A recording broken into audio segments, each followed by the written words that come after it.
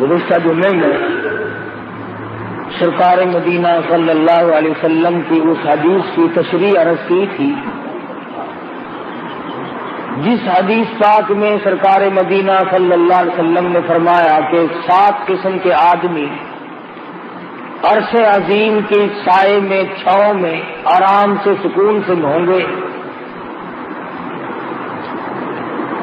ان میں سے ایک چیز یہ بھی تھی، ان 7 آدمیوں میں سے ایک وہ بھی ہے کہ صدقہ اور خیرات اس طرح پہ کرے کہ دائیں ہاتھ سے دے تو بائیں کو پتہ نہ چلے. قرآن کریم نے دونوں چیزوں کی طرف صراحتاً وضاحت فرمائی ہے. ان تبدوا الصدقات فنعما ہی وان تخفوها وتؤتوها الفقراء فهو خير لكم. فرمایا اگر تم صدقہ اور خیرات چھپا کر دو تو تمہارے لیے زیادہ بہتر ہے، اور اگر اعلانیہ دو تو تمہارے لیے پھر بھی بہتر ہے. چھپا کر دینے میں مصلحت یہ ہے کہ دوسروں کو پتہ نہ چلے. اللہ پاک اس عبادت سے بے انتہا خوش ہوتے ہیں جو صرف اللہ کو پتہ چلے. ایک حدیث میں ہے فرمایا نبی کریم صلی اللہ علیہ وسلم نے کہ میدان حشر میں آواز لگے گی، کہاں ہیں وہ لوگ جو راتوں کو مجھے یاد کیا کرتے تھے. اعلان کیا جائے گا آؤ نور والے ممبروں پہ بیٹھ جاؤ، تم اندھیروں میں مجھے یاد کیا کرتے تھے، آج نورانی ممبروں پہ بیٹھ جاؤ.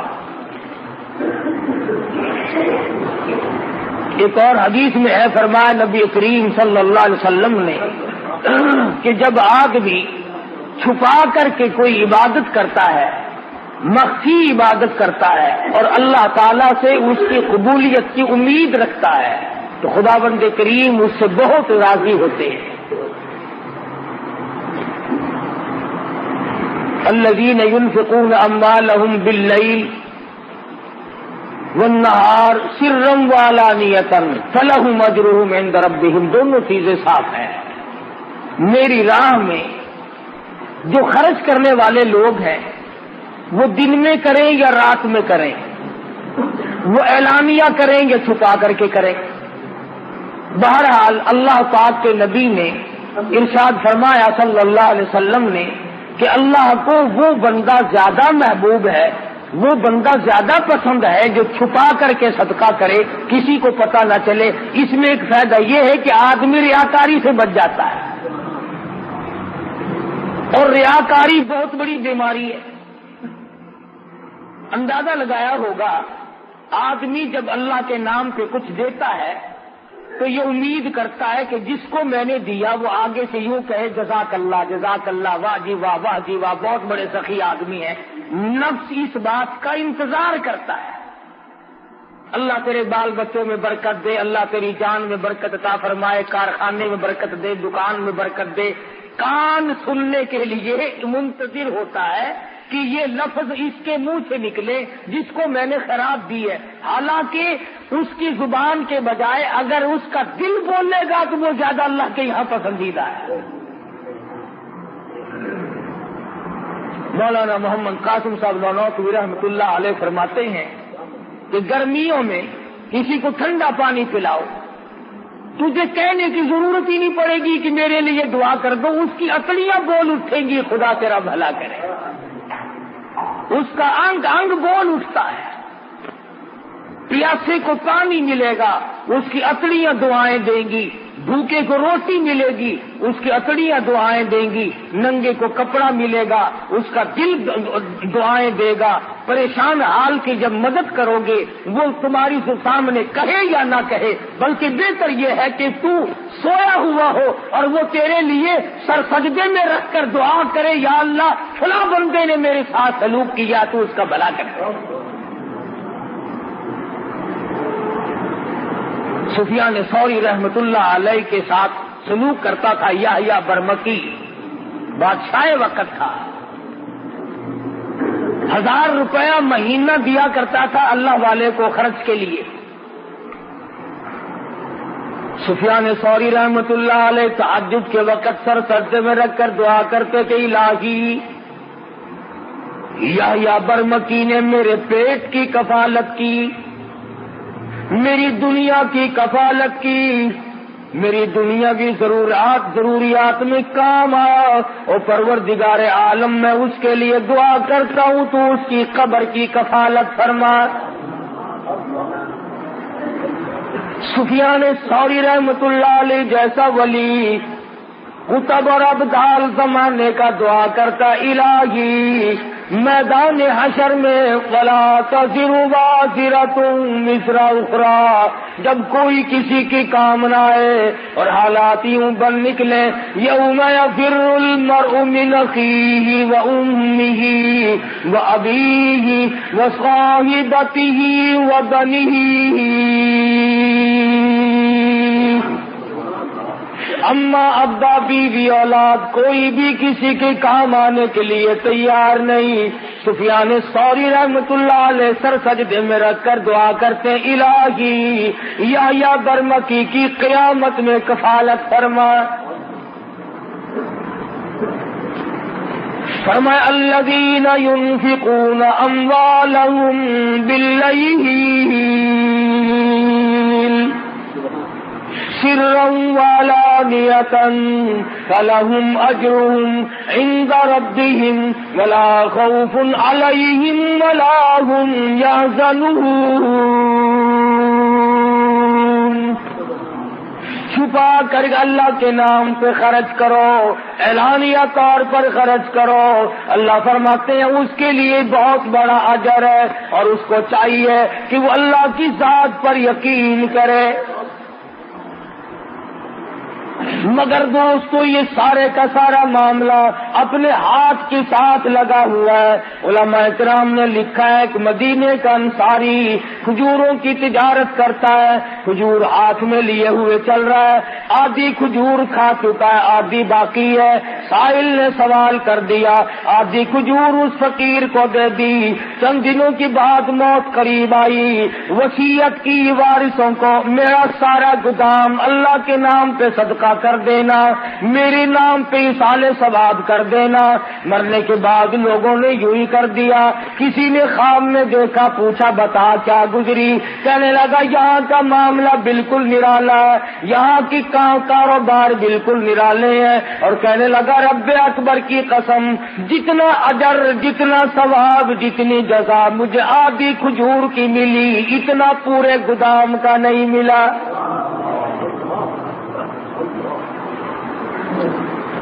وہ میرے ہاتھ کی تھی، وہ میں نے اپنے ہاتھ سے دی تھی، اس میں کوئی ریا نہیں، اس میں کوئی دکھلاوا نہیں، اس میں کوئی نام بری نہیں تھی۔ بعد میں آنے والے لوگوں نے منہ ملازے چکائے، تعلق داری کو چکایا، تم ہمارے یہاں کھایا کرتے ہو، ہم تمہارے یہاں کھاتے ہیں، ادلا بدلا کیا۔ کہتا خام میں رب اکبر کی قسم مجھے پورے گودام میں سے کچھ نہ ملا۔ فرمایا وَأَلَّيْسَ لِلْإِنسَانِ إِلَّا مَا سَعَى، نہیں ملتا آدمی کو مگر اس کے ہاتھوں کی کرتوت۔ تو امام الانبیاء صلی اللہ علیہ وسلم کے ایک ایک فرمان کو کہاں تک آدمی بیان کرے گا، پوری دنیا اس میں سما سکتی ہے۔ کالی کملی والے محمد کریم صلی اللہ علیہ وسلم نے فرمایا ایک وہ آدمی بھی عرش کے چھاؤں میں آئے گا، سائے میں جگہ ملے گی، جس نے اللہ کے نام پہ صدقہ کیا، چھپا کے کیا، لینے والے کو بھی شرمندگی نہ ہو اور اسے بھی ریاکاری کا موقع نہ ملے اور دکھلاوے کا موقع نہ ملے۔ قرآن کریم نے مسلمانوں اپنے لیے دیے کو ضائع نہ کیا کرو۔ یا ایھا الذین آمنوا، او ایماندارو، لا تبطلوا صدقاتکم بالمن والاذی، برباد نہ کرو، خراب نہ کرو، تباہ نہ کر ڈالو، ختم نہ کر ڈالو اپنے لیے دیے کو، الہ العالمین ختم کیسے ہو جاتا ہے، برباد کیسے ہو جاتا ہے، ضائع کیوں کر ہو جاتا ہے؟ فرمایا بالمن والاذا، احسان جتلانا ہم نے تیری ساتھ یوں کیا تھا. اس کے منہ پہ احسان جتلانے سے، اسے ذلیل کرنے سے آج تو بڑا آدمی بنتا ہے. کل ہم تجھے زکات دیا کرتے تھے، یاد کر فلاں وقت میں نے تجھے کرتا پہنایا تھا، یاد کر فلاں وقت میں ہم نے تیرے ساتھ یوں سلوک کیا تھا. اللہ کا قرآن کہتا ہے، خدا بند کریم فرماتے ہیں جب تو اس کو مینا مارتا ہے، اللہ فرماتے میرے بندے کا کلیجہ اکٹھا ہو جاتا ہے، اسے تکلیف ہوتی ہے. اور کسی بندے کو تکلیف دینا میرے یہاں جائز نہیں، اللہ کریم فرماتے ہیں. سب سے بڑی عبادت، سب سے بڑی نیکی، شیخ العرب والعجم حضرت مولانا سید حسین احمد صاحب مدنی نور اللہ مرکزہ، اللہ تعالیٰ کی کروڑہ رحمت نازل ہو اس مرد مجاہد کی قبر مبارک پہ آمین کہو. حضرت والا کی خدمت میں 16 مہینے رہنے کا اتفاق ہوا. جوتیوں میں بیٹھا ان لوگوں کی، بڑے بڑے عالم تشریف لاتے تھے، ہندوستان کے بھی اور دوسرے ملکوں کے بھی، اور حضرت والا سے وظیفہ پوچھتے تھے کہ کچھ بتائیں ہمیں، آپ ایسا وظیفہ کریں جس سے نیک بن جائے. سبحان اللہ، اس وقت مجھے سمجھ نہیں آتا تھا، میرا بچپن تھا، اب قدر ہوتی ہے. فرمایا کرتے تھے سب سے بڑا وظیفہ یہ ہے کہ کسی کو ستاؤ مت، ہندو ہو، مسلمان ہو، مرد ہو، عورت ہو، حتیٰ کہ جانور ہو، جاندار کوئی بھی ہو، کسی کو دکھ مت دو. اور اگر آپ سوچیں تو یہ بہت مشکل وظیفہ ہے، یہ ورد بڑا مشکل ہے. تسبیح پھیرنی آسان ہے، نفل پڑھنے آسان ہے، لیکن اس وظیفے پہ عمل کرنا بڑا مشکل ہے کہ آدمی اپنے آپ کو بچائے کہ کسی کو ستانا نہیں، کسی کو پریشان نہیں کرنا. میں نے آپ سے قرض لے لیا کہ 1 مہینے میں دوں گا، آپ میرے پیچھے پھر رہے ہیں، سال گزر گیا، یہ ستانا نہیں. میں نعوذ باللہ کسی کی دھی بیٹی کے بارے میں غلط خیال کرتا ہوں، یہ کسی کی آبرو کو تک کر یہ کسی کو ستانا نہیں. تمام صورتیں اس میں داخل ہیں، سفر میں، حضر میں، گھر میں، کاروبار کرنے میں، ساری زندگی میں اگر آپ سوچیں تو یہ مسئلہ بڑا مشکل ہے کہ آدمی دوسرے کو تکلیف نہ دے. ہمارے یہاں تو سارے تکلیف دے کر کے کام بنتے ہیں. جب تک دوسرے کو تکلیف نہ دو اس وقت تک آدمی کی بڑھاس نہیں نکلتی. اور ہمارے ملک کے لوگوں کا مزاج بن گیا، مجبور سے کماؤ، جتنا زیادہ مجبور دیکھو اتنا زیادہ کماؤ. اڈوں پہ جا کے دیکھو، اسٹیشنوں پہ جا کے دیکھو، وہ لوٹ کھسوٹ ہے، وہ گند دکھتا ہے. وہ مسافر اتنا مجبور ہے کہ اللہ پاک نے ترس کھا کر سنتیں معاف کر دی، نفل معاف کر دیے، فرض نماز بھی آدھی معاف کر دی. اللہ میاں جانتا تھا کہ سفر بڑی تکلیف دہ چیز ہے، مسافر پر اللہ میاں نے ترس کھا کر سنتیں معاف کر دی، نفل معاف کر دیے، آدھا فرض معاف کر دیا. مگر مسلمان کہتا ہے کہ ان مسافروں کی جیب کاٹو، ان مسافروں کو ننگا کر دو، ان مسافروں سے جو کچھ بھی ہے وہ یہیں پر کھینچ لو. کسی اسٹیشن پر جا کے دیکھ لو، تمام چیک کرنے والے لوگ مر گئے، قبروں میں چلے گئے.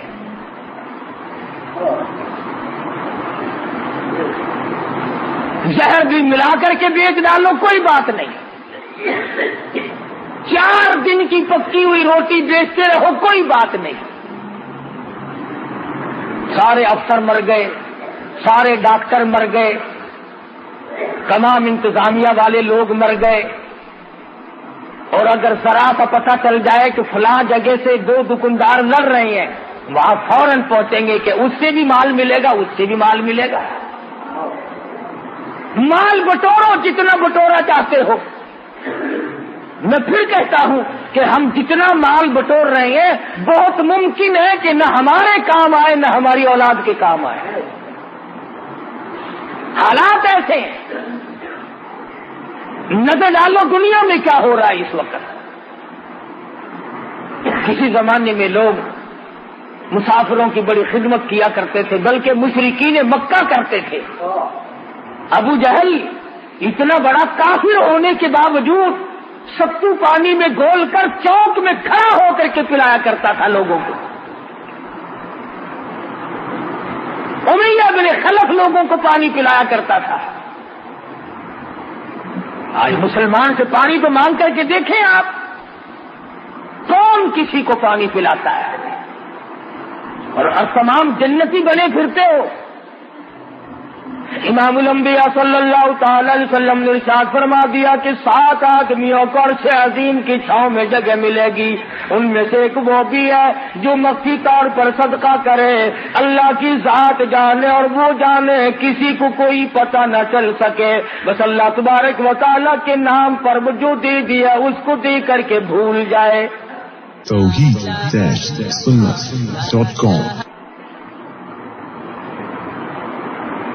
مالک بن دینار رحمت اللہ علیہ تشریف لے جا رہے ہیں، گزر رہے ہیں ایک علاقے سے.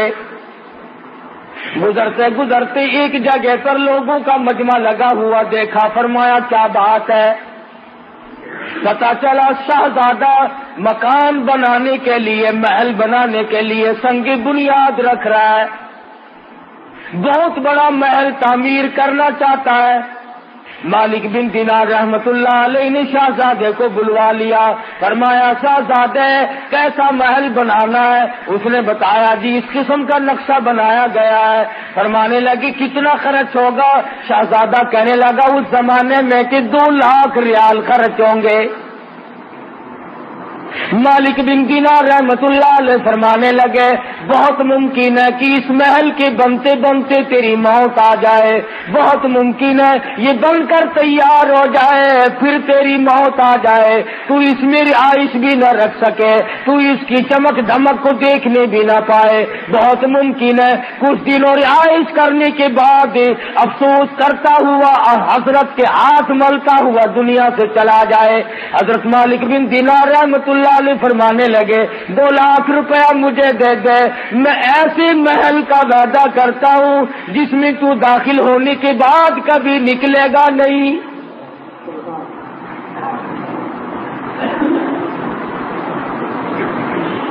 ہمیشہ ہمیشہ کے لیے اس محل میں رہے گا، اور اس محل کے آگے بڑے باغ باغیچے ہوں گے، بڑی بڑی نہریں ہوں گی، بہت اعلیٰ قسم کا باغ اور باغیچہ اور گلشن محل ہوگا. ہمیشہ ہمیشہ کے لیے تیرا رہے گا، نہ تیری موت آئے گی نہ تجھ سے وہ محل چھوٹے گا. مسلمانوں میں یقین کا زمانہ تھا. شہزادہ کہنے لگا میں بالکل آپ کو سارا روپیہ دے دیتا ہوں، مگر ہمارے یہاں دستور ہے جب کوئی معاہدہ ہو، جب کوئی لین دین کیا جائے تو جان بین کے دستخط ہونے چاہیے، لکھ پڑھ ہونی چاہیے. مالک بن دینار رحمت اللہ علیہ نے کاغذ نکالا اور لکھ دیا میں اللہ پاک جل جلالہ کی طرف سے وعدہ کرتا ہوں شہزادے سے کہ جنت میں ایک محل ملے گا.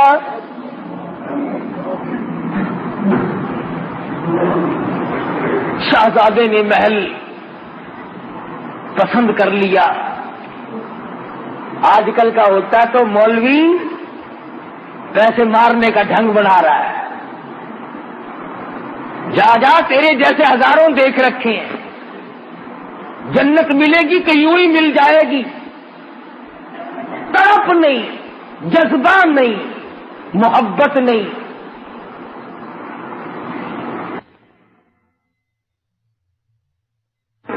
شہزادے نے 2 لاکھ روپیہ اٹھا کر کے مالک بن دینار رحمت اللہ علیہ کے حوالے کر دیا، اور وہ لکھا ہوا کاغذ جو تھا وہ خود سنبھال لیا اور مکان بنانے کا ارادہ ترک کر دیا. وہ بھی اللہ والے تھے، یہ ہمارے زمانے جیسے تو تھے نہیں.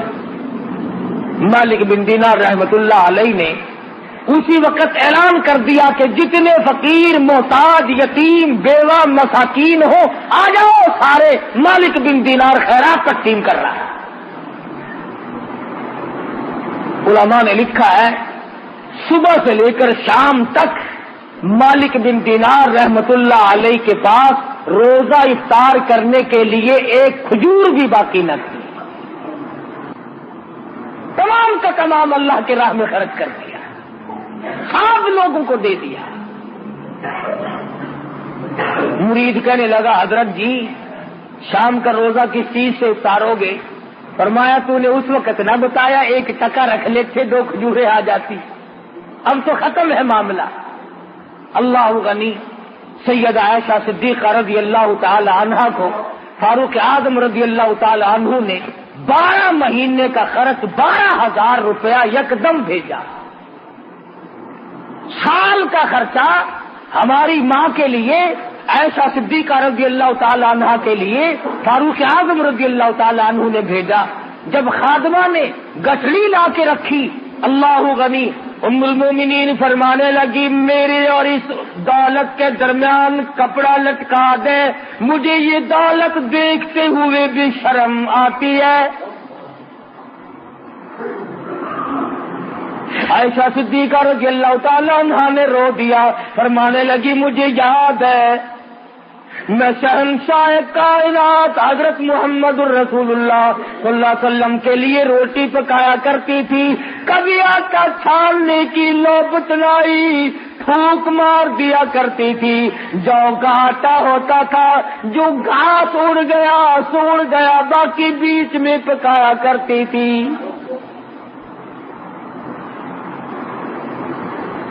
اور فرماتی ہے زیتون کے تیل کا ڈبہ گھر میں رکھا تھا، وہ ختم ہو چکا تھا، اس کی تل چھل باقی تھی، نیچے ذرا سی گاٹ باقی تھی، میل کچیل سا لگا ہوا تھا۔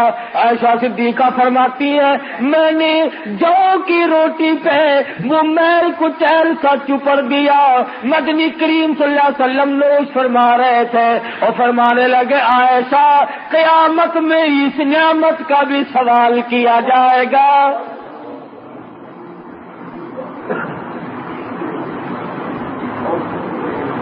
عائشہ فرماتی ہے مجھے یہ دولت دیکھتے ہوئے بھی شرم آتی ہے، میرے آقا نے بڑی تنگی کی زندگی بسر فرمائی۔ 3 دن کے فاقے، 4 دن کے عموماً فاقے جایا کرتے تھے۔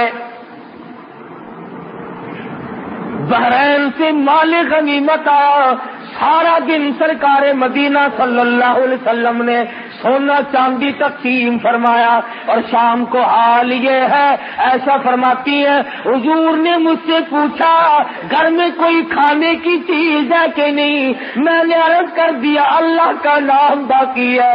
ایسا فرماتی ہے سرکار مدینہ نے مجھ سے پوچھ کر بھوک کی حالت میں نیت باندھ لی۔ کس طرح سے زندگی گزاری ہے محمد مدنی صلی اللہ علیہ وسلم نے۔ دوسروں کے لیے سیم و زر و گوہر تقسیم ہو رہی ہیں، اور اپنا حال یہ ہے کہ چولہے میں آگ نہیں جلتی، کپڑا پورا نہیں ہے، اور پھر شکایت کبھی نہیں۔ اللہ میاں نے خود پوچھا اے میرے محبوب اگر آپ فرمائیں یہ احد پہاڑ سونے کا بنا دوں، جہاں آپ جایا کریں گے یہ آپ کے ساتھ ساتھ چلا کرے گا۔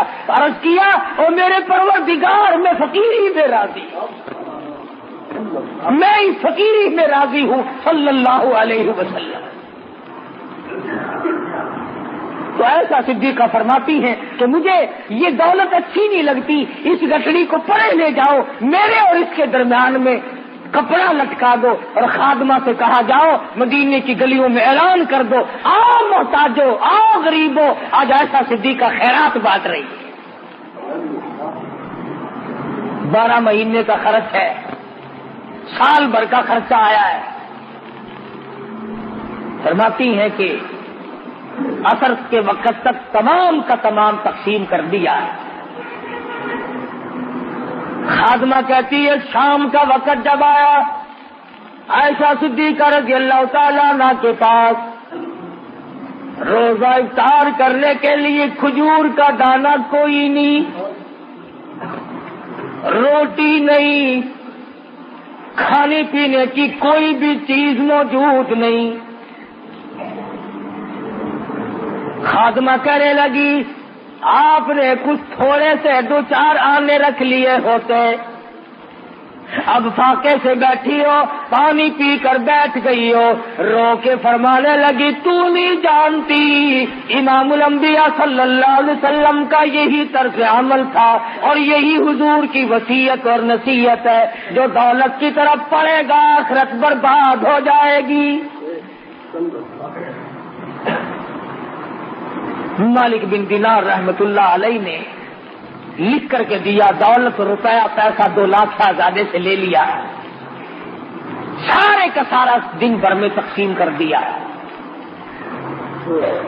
تیسرے دن یا چوتھے دن، تیسرے چوتھے روز تہجد کے لیے مالک بن دینار رحمت اللہ علیہ جب مصلی پہ کھڑے ہونے لگے تو پیروں میں اندھیرے میں کاغذ لگا، تو بھی سچا، تیرا نبی سچا، تیرا خدا سچا، میں نے جنت میں اپنا محل پا لیا ہے، مجھے وہ محل مل گیا جس محل کے لیے تم نے وعدہ کیا تھا۔ بات ہے ساری یقین کی۔ تو حضور اکرم صلی اللہ علیہ وسلم نے جو ارشاد فرمایا کہ 7 آدمیوں میں سے ایک وہ بھی عرش عظیم کے سائے میں ہوگا، چھاؤں میں ہوگا، جو صدقہ اور خیرات چھپا کے کرتا ہے اور اس نیت سے کرتا ہے کہ بس اللہ جانے اور میں جانوں۔ قرآن کریم میں اللہ کی راہ میں خرچ کرنے کی بہت بڑی فضیلت آئی ہے، اور ایک اور چیز خاص طور پر جو ہمیں کھٹکتی ہے اس کی بھی وضاحت فرمائی۔ فرمایا اشاء سے کرتا ہے اور اس نیت سے کرتا ہے کہ بس اللہ جانے اور میں جانوں۔ قرآن کریم میں اللہ کی راہ میں خرچ کرنے کی بہت بڑی فضیلت آئی ہے، اور ایک اور چیز خاص طور پر جو ہمیں کھٹکتی ہے اس کی بھی وضاحت فرمائی۔ فرمایا الشیطان یعدکم الفقر، شیطان تمہیں یہ کہتا ہے کہ اگر تم نے یوں ہی لینے دینے کا سلسلہ جاری رکھا تو کل کو تم خود تنگ ہو جاؤ گے، کلاش ہو جاؤ گے، کنگال ہو جاؤ گے، تمہارے پاس کچھ نہیں رہے گا اگر تم نے یوں ہی سلسلہ جاری رکھا۔ الشیطان یعدکم الفقر ویأمرکم بالفحشاء، جب بھی تم اللہ کے نام پہ صدقہ کرو گے، خیرات کرنا چاہو گے، کسی مسکین اور محتاج کو دینا چاہو گے، کسی عزیز و اقربا یتیم بیوہ کے ساتھ سلوک کرو گے، کسی ہمسایہ غریب کے ساتھ سلوک کرو گے، شیطان تمہیں فوراً کہے گا تھوڑا دے تھوڑا دے، اگر یوں ہی تو دیتا رہا تو ننگا ہو جائے گا۔ اللہ میاں فرماتے ہیں شیطان کا یہ وعدہ ہے اور میں تجھے وعدہ دیتا ہوں، واللہ یعدکم مغفرۃ منہ وفضلا، شیطان تجھے فقر کا وعدہ دیتا ہے، غریبی یاد دلاتا ہے، تو ننگا ہو جائے گا، مقابلے میں خدا وعدہ کرتا ہوں بخشش کا اور بڑھاوے کا، زیادتی کا، تو میرے نام پہ دیتا جا، میں بڑھاتا چلا جاؤں گا۔ واللہ یعدکم مغفرۃ منہ وفضلا، اللہ میاں فرماتے ہیں واللہ واسع علیم، میں بہت دینے والا ہوں، میرے خزانے میں کوئی کمی نہیں۔ اللہ فرماتے ہیں میں اب دیکھوں گا، ایک طرف تو میرا وعدہ ہے، ایک طرف شیطان کا وعدہ ہے، میں دیکھوں گا اب تو میرا کہنا مانتا ہے، یہ شیطان کا کہنا مانتا ہے۔ سارے مسائل ریا سے، دکھلاوے سے بچانے کے لیے ہیں۔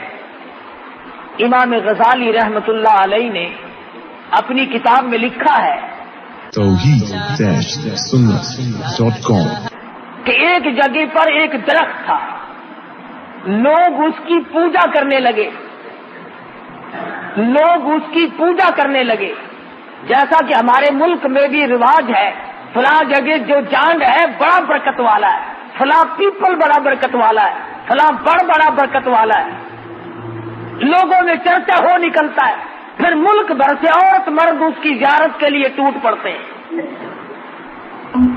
امام غزالی رحمہ اللہ نے لکھا ہے کہ ایک جگہ پر ایک درخت تھا جس کی پوجا پاٹ شروع ہو گئی اور خوب چل پڑی، وہاں ایک عابد رہتا تھا اللہ والا، اس کو جب پتہ چلا تو وہ کلہاڑا لے کے چلا اس کو کاٹنے کے لیے کہ لوگ شرک کی بیماری میں پڑ گئے، تباہ ہو گئے، میں اس درخت کو ہی کاٹتا ہوں، نہ رہے گا بانس اور نہ بجے گی بانسری، لہذا شرک بند ہو جائے گا۔ تو راستے میں شیطان آدمی کی شکل بنا کے ملا، وہ کہنے لگا صوفی جی کہاں چلے؟ لگا درخت کو کاٹوں گا جس پر لوگ منتیں مان رہے ہیں، شرک ہو رہا ہے خدا کی ذات کے سوا۔ کہنے لگا تیرا کیا بگڑتا ہے، تجھے کیا نقصان ہے؟ انہوں نے کہا اچھا شرک ہوتا رہے، میرا نقصان کوئی نہیں، مخلوق شرک میں مبتلا ہو کر تباہ ہوتی رہے، آخرت برباد ہو جائے، دنیا برباد ہو جائے، میں بیٹھا دیکھتا رہوں۔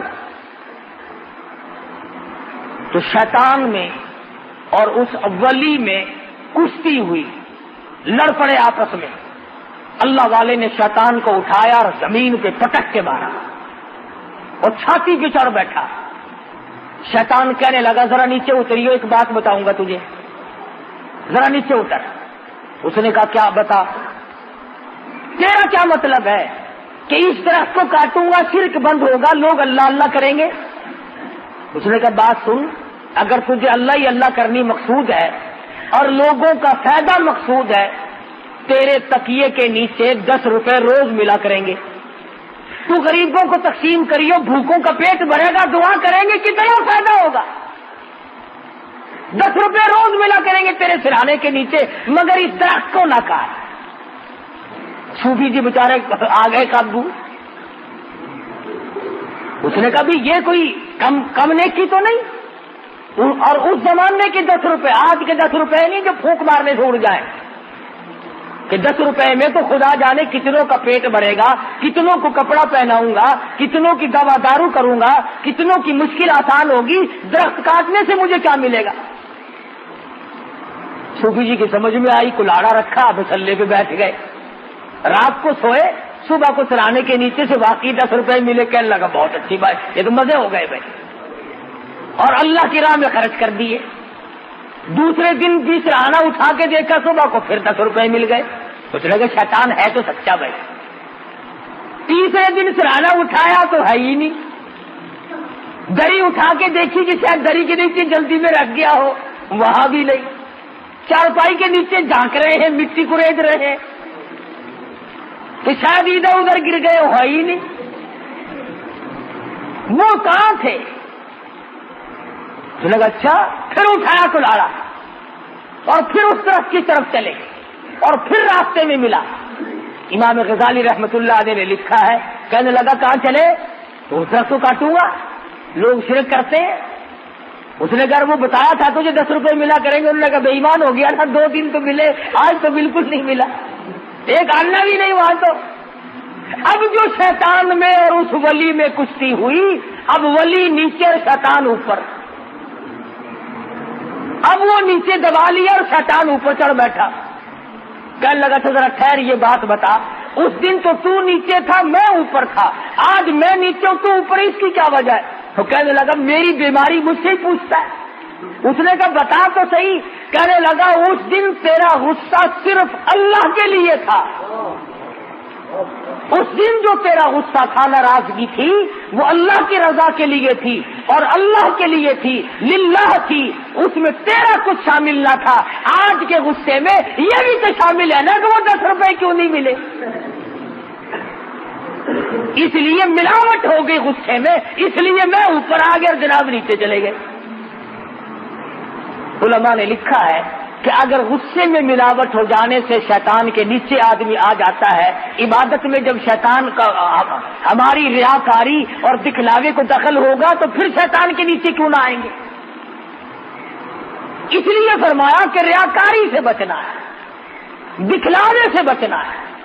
کئی لوگ نماز پڑھتے ہیں، جب لوگوں میں نماز پڑھیں گے لمبا سجدہ، لمبا رکوع، بڑی لمبی اتحیات، بڑی لمبی قرات، اور جب اکیلا پڑھے تو چل میں آیا، ٹھک ٹھک ختم کی، وہ گئے ادھر گئے، دیر ہی نہیں لگتی۔ بعض اماموں کا یہ حال ہے، جماعت کراویں گے تو بڑی لمبی چوڑی نماز، اور بعد میں 2 سنتیں اگر پڑھنی ہے نا تو مقتدی سارے کھڑے ہیں، مولوی صاحب پڑھ کے چلے بھی گئے۔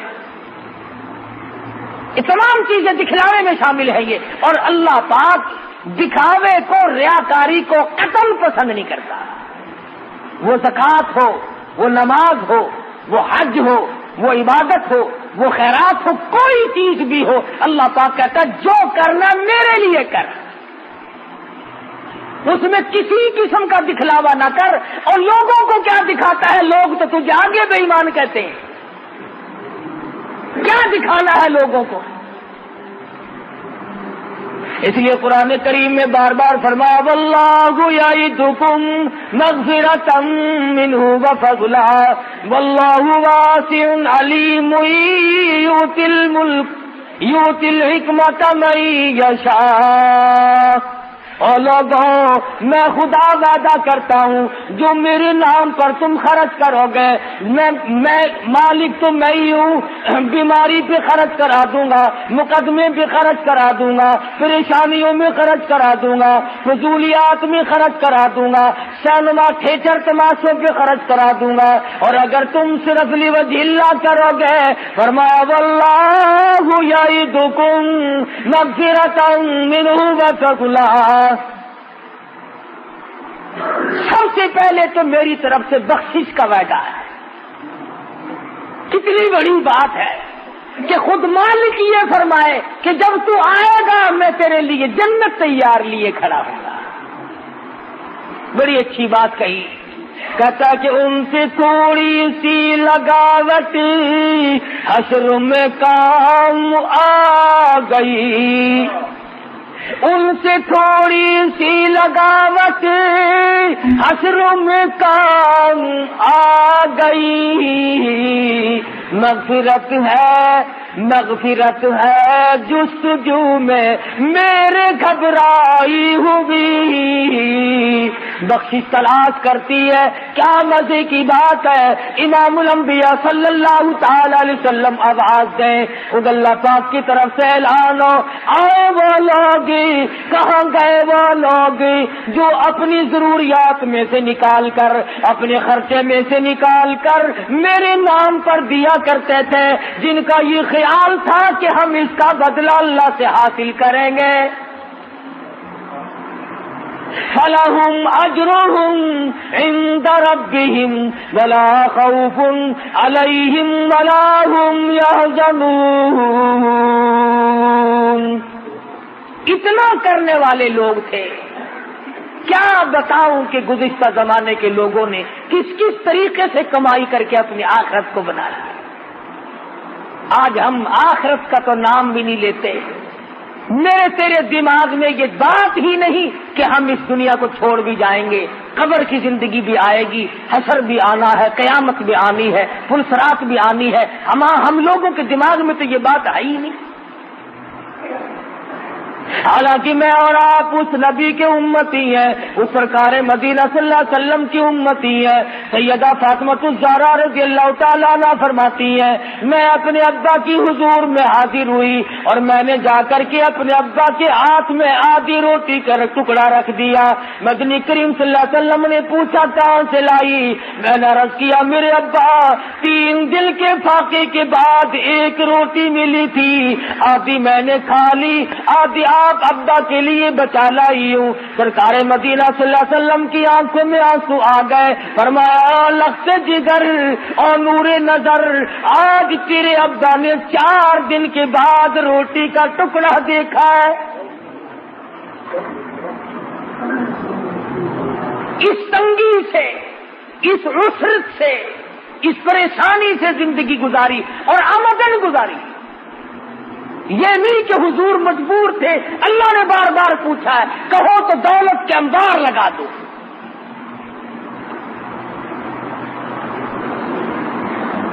آج ہم پوچھو ان سے جو اہل بیت کی محبت کا دعویٰ کرتے ہیں، اس قدر دوڑے دوڑے پھرتے ہیں دولت کے پیچھے. نماز معاف ہے، روزے معاف ہے، اللہ کے قرآن کو نہیں مانتے، نبی کے فرمان کو نہیں مانتے. آؤ میں تمہیں بتلاؤں کہ اہل بیت کی محبت ہم کرتے ہیں یا تم کرتے ہو. سرکار مدینہ صلی اللہ علیہ وسلم تشریف لائے. لخت جگر کے دروازے پہ فاطمۃ الزہرا کے مکان پر دروازے پہ کھڑے ہو کر فرمایا بیٹی میں گھر میں آؤں، داخل ہو سکتا ہوں؟ اندر سے آواز آئی پہلے تشریف لانے سے پہلے اپنی چادر اندر پھینک دو. اپنی چادر اندر پھینک دو. حضور اکرم صلی اللہ علیہ وسلم نے چادر پھینکی، اندر تشریف لائے. فرمایا بیٹی کیا ہوا؟ رو کے عرض کرنے لگی ابا اتنا کپڑا نہیں ہے بدن کو چھپا، اتنا کپڑا میرے پاس موجود نہیں کہ پورا بدن چھپا سکوں. شرم کے مارے آپ کی چادر مانگ لی کہ ابا کے سامنے ننگی کیسے آؤں. یہ ہے مدنی کریم صلی اللہ علیہ وسلم کی بیٹی کا اسوہ حسنہ، اور یہ ہے اس کی زندگی جس کا نام لے کر آج بدماشی پھیلائی جا رہی ہے، جس کا نام لے کر آج دولت سمیٹی جا رہی ہے. اگر نبی کی بیٹی سے محبت کرتے ہو تو آؤ، پھر کیوں مارے مارے پھرتے ہو؟ کیوں تم نے رات دن چکر بازی بنا رکھی ہے؟ سود نہیں چھوڑتے. نبی کی بیٹی کے پاس بدن چھپانے کے لیے کپڑا نہیں، اور تو سور کھا رہا، سود کھا رہا ہے. مسلمان کہلاتے ہو اپنے آپ کو سود کھا کھا کے. عرض یہ کر رہا تھا کہ ہم اپنے آپ کو بدلیں گے کب؟ کون سا وقت ہوگا کہ ہم اپنے آپ کو آخرت کے لیے تیار کریں گے؟ فرمایا والآخرۃ خیر لمن اتقى ولا تظلمون فتیلا. اور میرے بندو آخرت تو پرہیزگاروں کے لیے ہے. دل کی پرہیزگاری اختیار کرو، دماغ کے اندر پرہیزگاری پیدا کرو، اپنے ہاتھ کے اندر تقوی اختیار کرو، اپنی آنکھ میں تقوی پیدا کرو، اپنے رات دن کے نظام میں اللہ کا خوف پیدا کرو. رات کو سوچو، دن کو سوچو، آخر بن کیا رہا ہے؟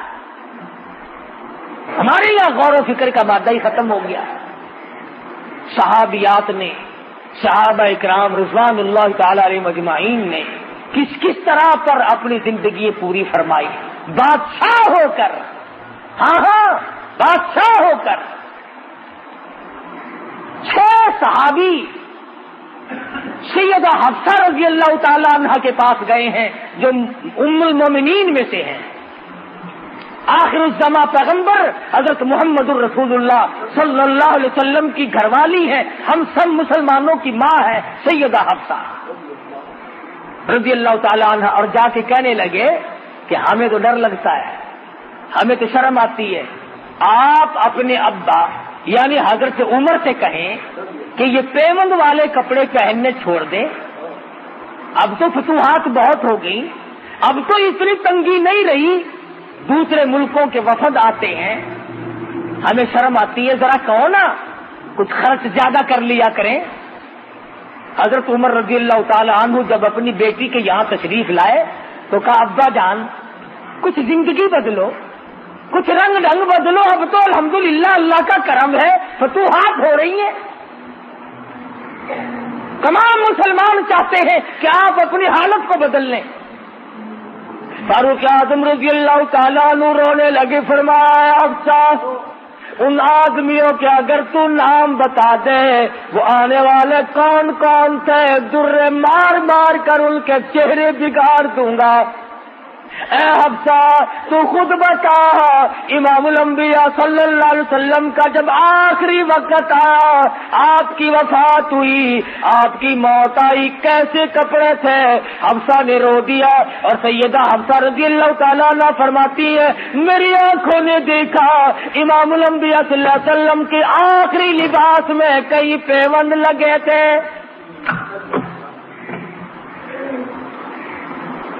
فاروق اعظم رضی اللہ تعالیٰ عنہ فرمانے لگے حفصہ اب روتی ہو، میں بھی اسی حال میں جانا چاہتا ہوں تاکہ مجھے اپنے آقا کی خدمت میں جاتے ہوئے شرم نہ آئے۔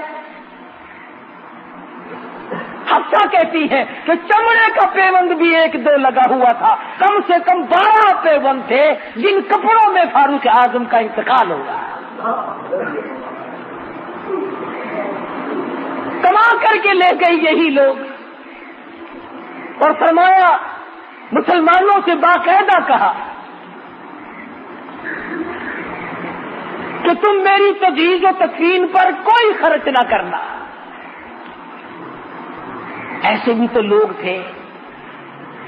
ایک بزرگ ہے، بہت بڑے محدث ہیں، امام بخاری رحمہ اللہ کے بھی استاد ہیں، حدیث شریف لکھتے تھے، فاؤنٹین پین اس زمانے میں تھے نہیں، قلم تھی، قلم تراشتے تھے، چھیلتے تھے، وہ چھلکا ایک پیپے میں اکٹھا کرتے تھے۔